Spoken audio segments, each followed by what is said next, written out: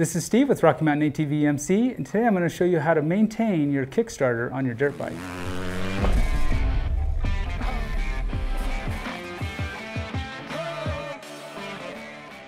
Kickstarters often get overlooked until, well, you have issues with them. So today I'm going to show you some common wear items, along with ways to maintain, replace, or repair those items if needed. These procedures you can use on almost any dirt bike and ATV with Kickstart levers. To do this job, you'll need some basic hand tools, contact cleaner, safety glasses, rags, and gloves. Now, if you're going to replace your Kickstart lever, you will need to pick up a new one. If you're going to rebuild it, you will need a ball, a spring, an O-ring, and a screw, which you can pick up on our OEM section of our website, and a copy of your OEM service manual for more information, proper procedures, and specs. If you've ever owned a dirt bike or know a bunch of people that have dirt bikes, you've probably seen a clapped out Kickstarter. Now, the thing with clapped out Kickstarters is no one likes them. They could rattle, they can fall out while you're riding and cause you to wreck, and that would be bad. So let's start with the first item that I would like to point out to help minimize any of those issues. So the mounting bolt for your Kickstart lever, two things usually happen. They seize and you can't get them off, especially if you have to pull your clutch cover off to replace a water pump seal or anything like that. Or two, it becomes loose. And if that happens, the Kickstart moves too freely on the splines, which damages the splines. And in that case, then you'd have to replace the Kickstart spindle itself. So that's the number one thing that I want to point out. The way to fix that is to torque it and maybe use some thread locker on that to keep it from loosening up on you. The next part I want to point out is the swivel part of your Kickstart lever. Now you can see that this one is extremely clapped out. There's a few things internally that you can replace and hopefully tighten that back to the way it needs to be. This one's so far clapped out that even if we replace those parts, it's still going to have too much movement because of the amount of wear that it has. So it's really best just to replace the whole item. Now there's a few options here that we offer to get an OEM replacement or an aftermarket replacement. Usually the aftermarket ones are a little bit better because they've tried to fix some of those flaws in the design of it. So look at that and see what works best for you.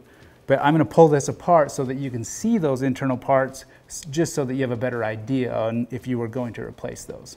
And the last thing on a Kickstart lever is where the Kickstart meets with the foot peg or where it stops on the frame. Now this often it's a high wear item and gets worn out quickly. You can see there's quite a bit of wear there. A lot of times you'll have the Kickstart all the way down and it'll get stuck. It'll get wedged in there and it won't return. Obviously, in this case, it gets bad enough that, well, you just need to replace it. That or if you bend the actual kick lever. So just keep that in mind when you're inspecting your Kickstart lever. Now, if this bolt seized, there's a few things you can do. You could use an impact, maybe sometimes a little bit of heat. Just be aware that if you do use heat, you could damage the oil seal or maybe some other internal components. So just be aware that when you're using heat, you could cause some more damage. But if you can't get it out and that helps, maybe that gets you a little bit further for your repair. Now this one came off fairly easy. You can see that there's quite a bit of rust right here. Sometimes these will actually be seized on there, and you can use a pry bar or that sort to try and get it off. So when we reassemble it with the new one, or if we've rebuilt this one, you definitely want to put a little anti-seize or a little grease on that, not the threads, but on that so that it will slide off the next time you need to remove it. Now let's move towards installing our new Kickstart lever. Obviously we need to clean up the area, so we'll just use a little contact cleaner, a rag, and maybe a wire brush to clean up the splines and around the area. Now that we've got that off, I want to show you a few things. The design of this one has a spring and a ball and then this Phillips screw that holds it all together. Now there's some where this slides all the way through and there's a circlip up here, or this may be a bolt, but just look at it and they're all function about the same and come apart about the same. So go ahead and clamp this in a vise.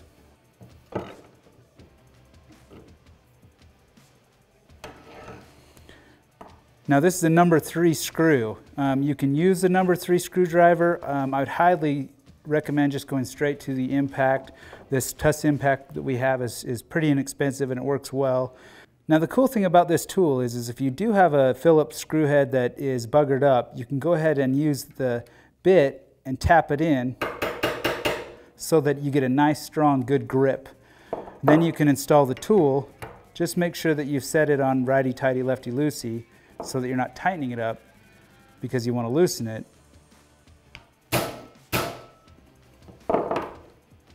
and then you can break it free. Now that we've got that out, we just need to remove this. You might need to use something to pry on it a little bit so that it'll pull out. Now if the ball doesn't fall out on you, you can use a magnet or a pick tool to remove it.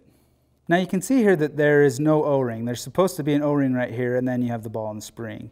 The other part I want to point out is if you slide it in the bore, this one has an extreme amount of play. Now it's obviously worn too far, so even if you were to replace the O-ring, the spring, and the ball, it's not going to tighten up that at all. So we've opted to replace it with a complete new one. You can do an OEM one, but we've elected to use the Tusk one. Now if you're going to rebuild it, clean the parts thoroughly, apply some grease to the crank boss, also coat the O-ring, then install the O-ring, then install the spring and ball. Next, install the boss into the lever. Apply some thread locker to the new screw and tighten it. Now let's take a little grease and we'll put it on the splines and slide on our Kickstart lever. I always like to put a little bit on the splines first so that when you push the Kickstarter on, you don't get grease inside of the threaded hole. Now you need to make sure to line up your Kickstarter with the right spline. If you go too far, it's not going to close all the way. So let's go out, we'll move it up one spline, slide it back in, and then see where we land. You may have to do this a few times till you get it right. Now we need to install the bolt, but before we do that, I want to talk to you a little bit about thread locker. Now most manufacturers don't recommend putting thread locker on this bolt to install your Kickstarter, and the reason for that is it can be very difficult to get it off.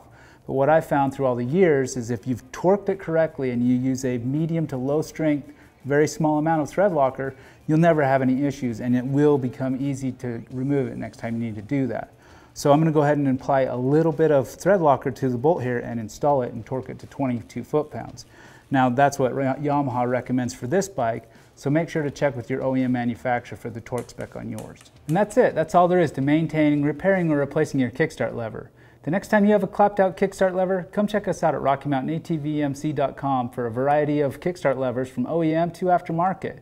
And if you like this video, subscribe to our YouTube channel. This is Steve. We'll catch you next time.